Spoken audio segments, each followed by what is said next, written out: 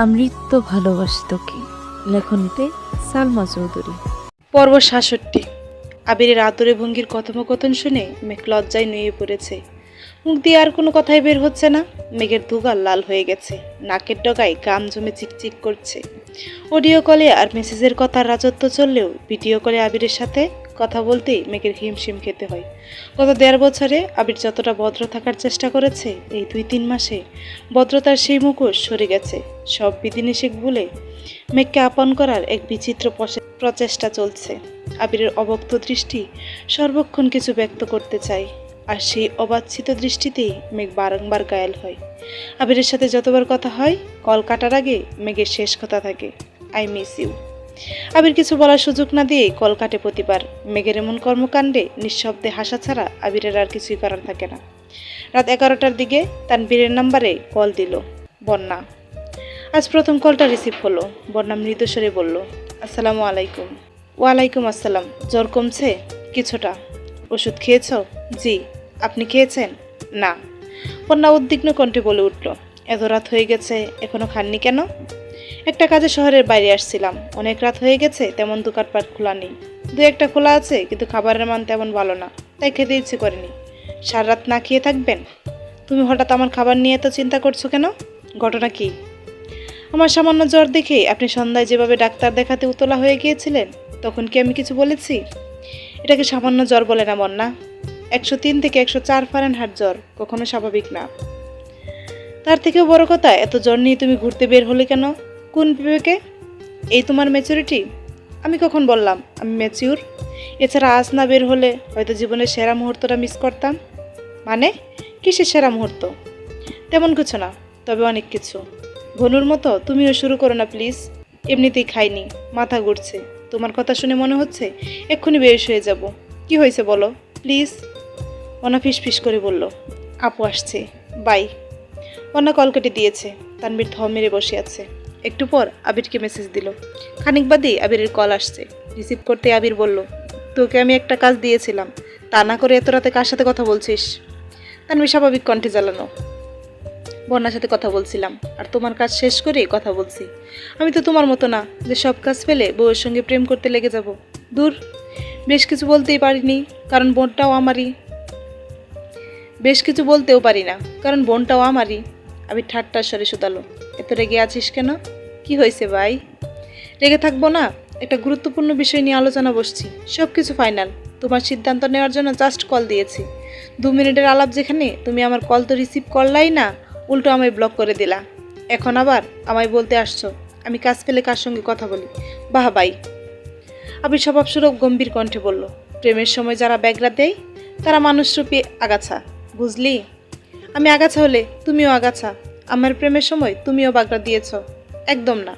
আমি একবার কল দিয়ে ওয়েটিং পেয়ে সঙ্গে সঙ্গে কল কেটে দিয়েছি, আর একটা কলও দেয়নি। তুই কথা শেষ করে মেসেজ দিয়েছিস, তারপর আমি কল দিয়েছি। আর তুই? আমি বারবার কল কেটে দিচ্ছিলাম, তারপর তুই কল দিয়েই যাচ্ছিলি। হয়েছে, আমি মানছি আমি আগাছা। শুধু তুমি না, সবার জীবনেই আগাছায় আমি।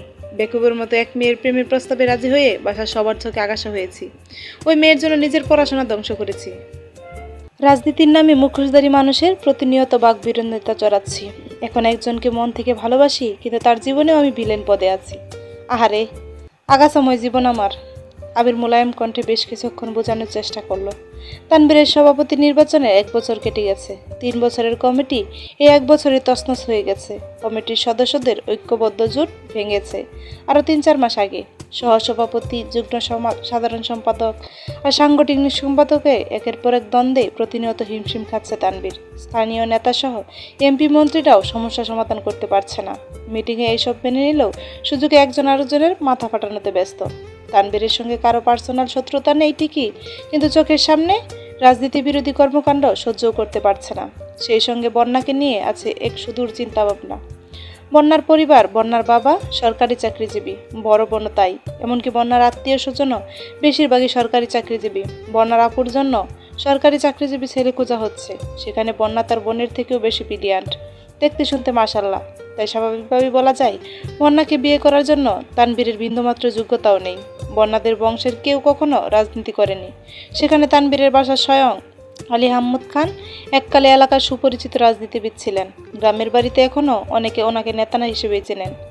পারিবারিক ও ব্যক্তিগত শত্রুতার কারণে একসময় রাজনীতি ছেড়ে গ্রামের সাথে সম্পর্ক ছিন্ন করে ঢাকায় চলে আসেন। হয়তো বাবার রক্তের টানে কলেজ জীবনে আবির টুকটাক রাজনীতিতে জড়িয়েছিল, তবে পুরোপুরি জড়ানোর আগেই কলেজের এক স্যার আবিরকে বুঝিয়ে রাজনীতির চিন্তা ছাড়িয়ে পড়াশোনার প্রতি মনোযোগ করেন। আব্বু আর স্যারের কথা মেনে আবিরও রাজনীতি নিয়ে তেমন ভাবেনি, কিন্তু তানবীর আবিরের মতো না। ওই মেয়ের কারণে বাসায় যখন ঝামেলা হয়েছিল, তখন 2-3টা নেতা আলী আহমদ খান ও মোজাম্মেল খানকে বাজে কথা বলছিলেন।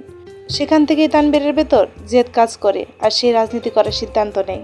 রাজনীতি করতে না দিলে পড়াশোনা করবে না বলে হুমকি পর্যন্ত দিয়েছিল। তখন বয়স কম ছিল, আর তানবীর এতটাই জেদি ছিল যে আবিরও তাকে বানাতে পারেনি। তাই বাধ্য হয়ে তানবীরকে বেশ কিছু শর্ত দিয়ে আবির রাজি হয়েছিল। কয়েক বছরে তানবীরের মন উঠে গেছে।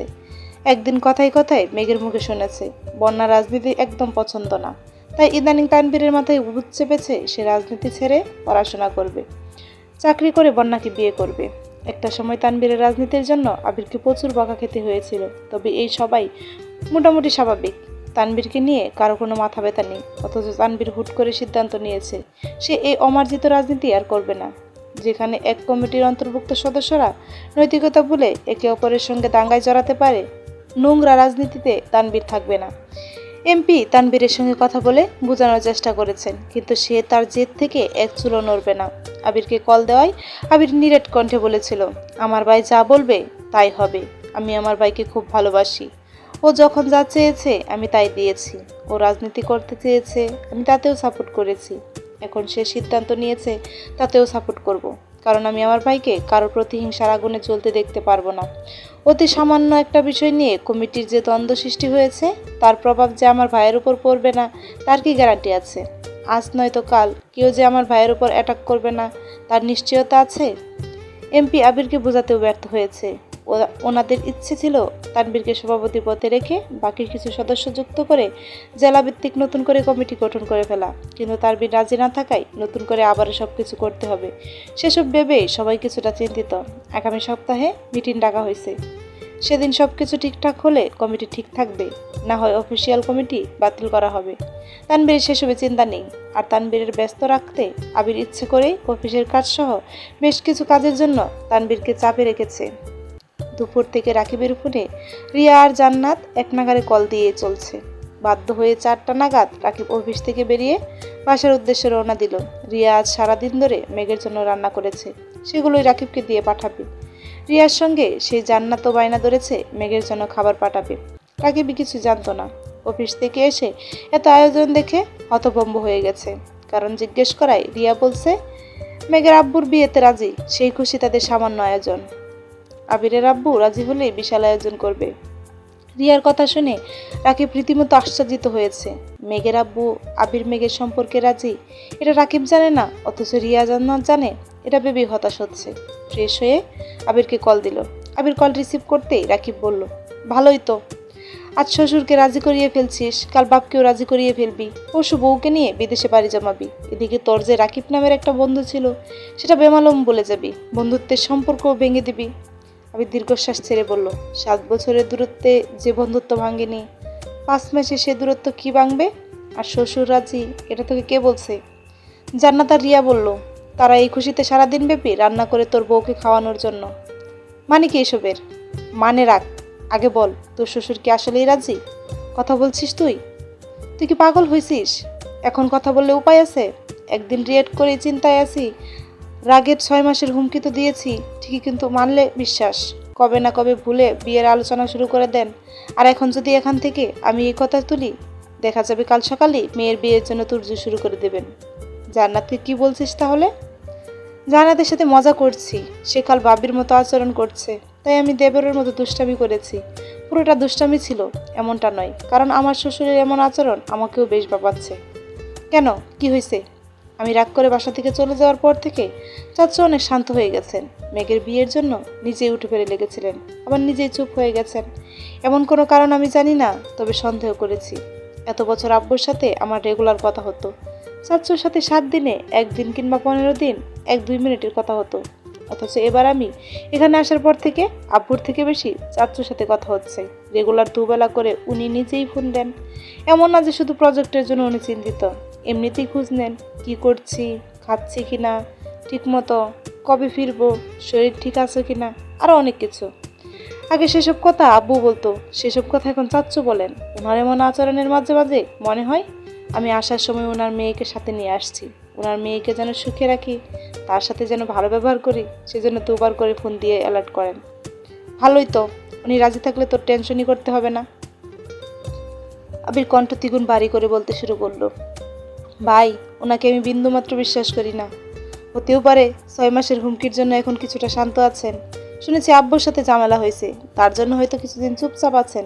যতদিন না ভাসুর করতে পারছি ততদিন পর্যন্ত আমি কাউকে বিশ্বাস করি না। বাসুর রাতের পরের দিন বলতে পারবো আমার শ্বশুর আমাকে মেনে নিছে কিনা। রাকিব মুখ ফুলিয়ে শ্বাস ছেড়ে বলল, রিয়া আর জান্নাত যে খুশির ঠেলায় এত কিছু রান্না করলো, এখন কি আমি খেয়ে ফেলবো এসব? সোজা আমাদের বাসায় নিয়ে দিয়ে আসবি। আমার বউয়ের বাগ থেকে একটা কিছু কমলে তোর কপালে শনি আছে।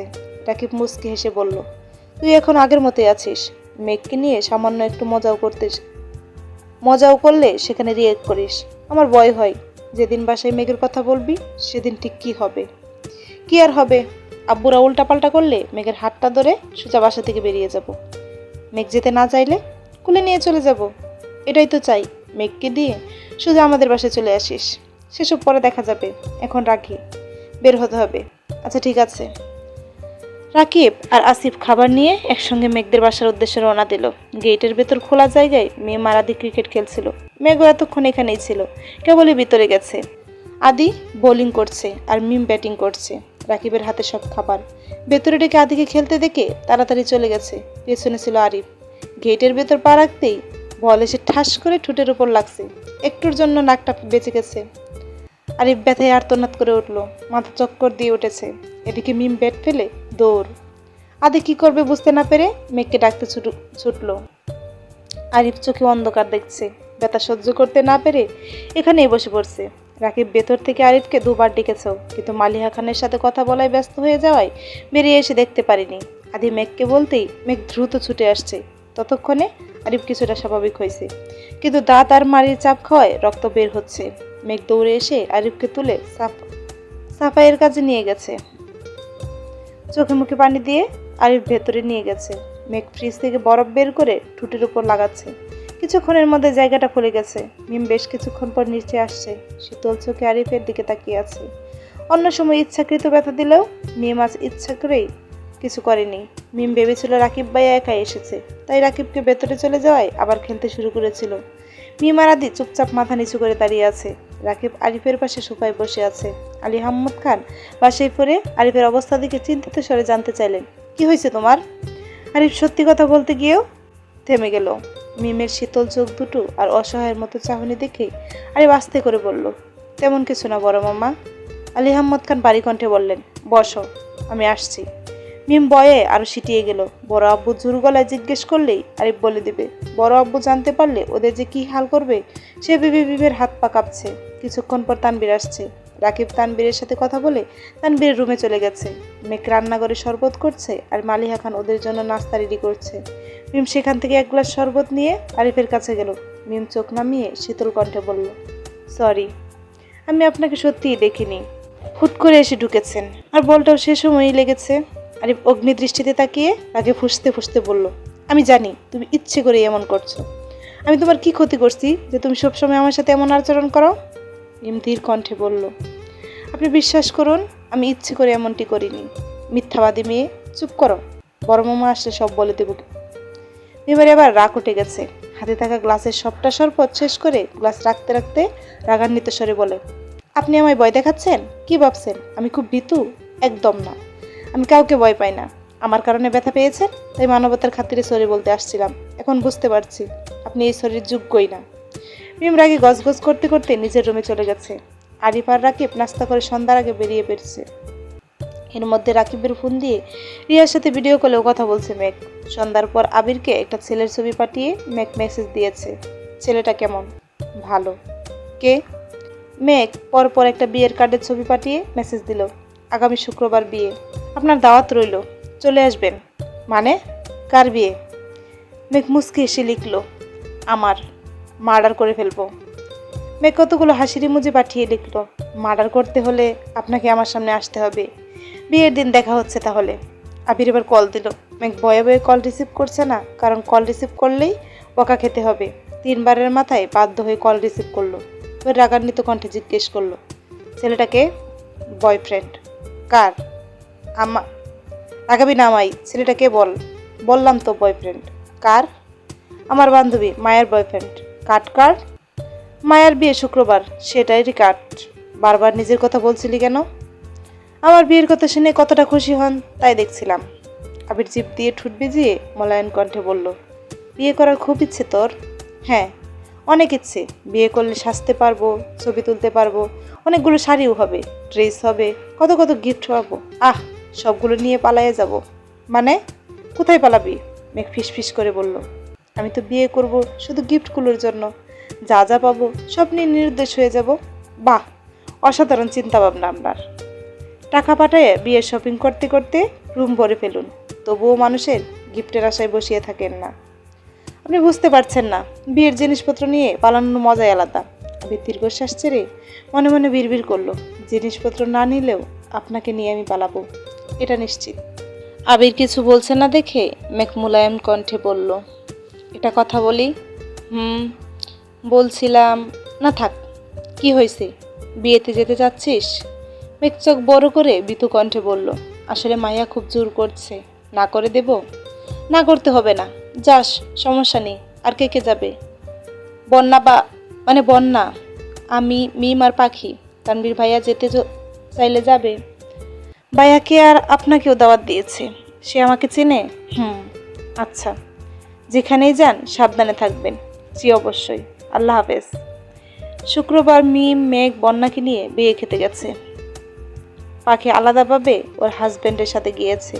মেঘ তানবীরকে যেতে বলেছিল, এমনকি মায়া নিজেও ফোন দিয়ে তানবীরকে বলেছে, কিন্তু তানবীর যেতে রাজি হয়নি। ছোট বোনের বান্ধবীর বিয়েতে যাওয়াটা তানবীরের কাছে কেমন যেন লাগে। পাখির বিয়েতেও তানবীর যায়নি।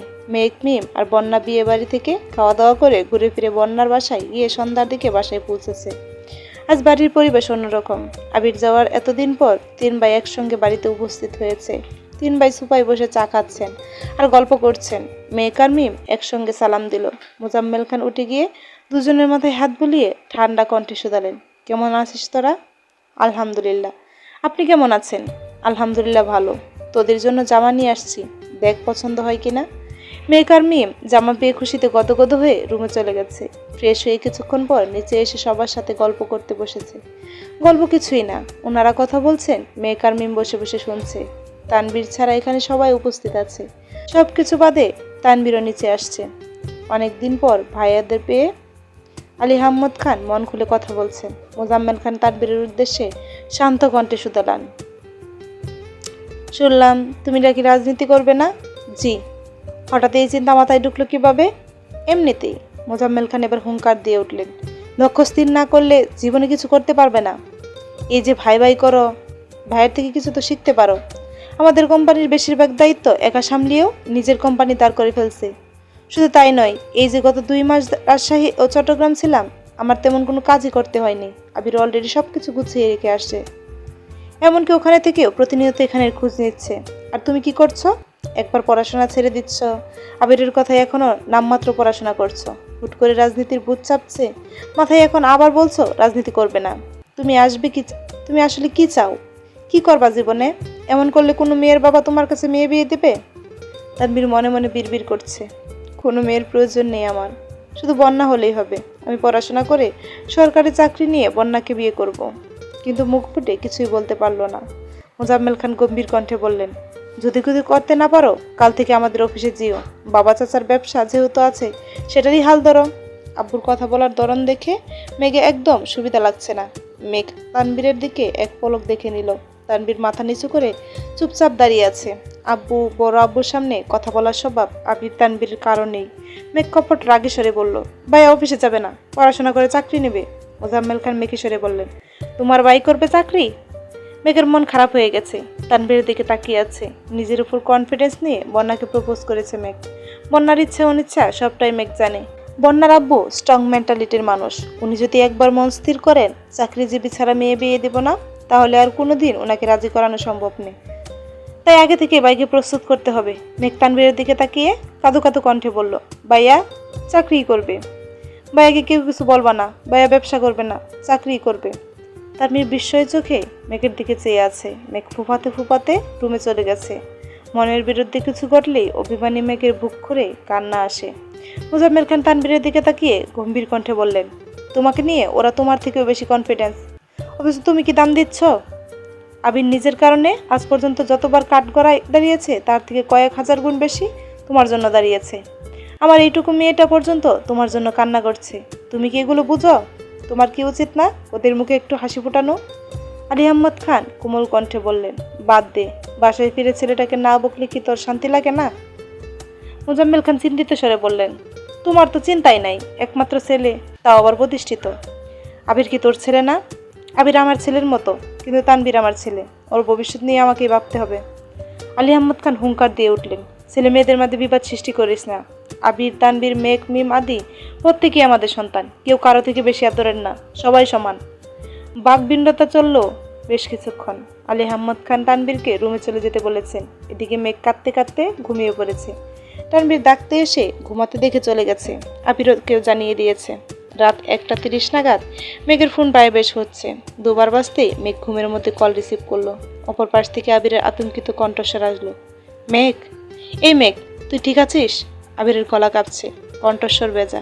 মেঘ থতমত খেয়ে বলল, হ্যাঁ, আপনার কি হয়েছে? আবির কথা বলতে পারছে না, চাপা কান্নার শব্দ আসছে। মেঘ শোয়া থেকে উঠে উদ্বিগ্ন কণ্ঠে ডাকলো, আবির ভাই। একটু থেমে আবার শুধালো, কি হয়েছে আপনার? কাঁদছেন কেন? আবির কিছু না বলে কল কেটে দিয়েছে। মেঘ দ্রুত ওয়াশরুম থেকে মুখ ধুয়ে এসে নেট অন করে তাড়াতাড়ি আবিরকে ভিডিও কল দিল। খানিক বাদে আবির কল রিসিভ করলো। বৈদ্যুতিক বাতির আলোতে আবিরের রক্ত চোখে চোখ পড়তেই মেঘের শরীর কম্পিত হলো। ফ্যাকাশে চেহারা, গালে পানির দাগ, চোখের নিচ ভিজে আছে এখনো, লাইটের আলোতে চিকচিক করছে। মেঘ আর্তনাদ করে উঠল, কি হয়েছে আপনার? জানি না। ঘুমাইছিলেন? বাজে স্বপ্ন দেখেছেন? ভয় পাইছেন? আবির ভ্রু কুঁচকে মেঘের দিকে তাকিয়ে শীতল কণ্ঠে উত্তর দিল, আর একটু হলে আত্মাটা বেরিয়ে যেত। মেঘ নির্বোধের মতো আবিরের দিকে তাকিয়ে আছে। হঠাৎ ঠোঁট বেঁকিয়ে মুচকি হেসে বলল, আপনি না খুব সাহসী, এত ভয় পেলে হবে? আবির চোখ মুখে রাশভারী কণ্ঠে জবাব দিল, পৃথিবীর সবার কাছে আমি সাহসী হলেও আমার মন জানে একজনের জন্য আমি হৃৎপিণ্ড ঠিক কতটা দুর্বল। তার কিছু হলে আমি সত্যিই মরে যাব। চলবে।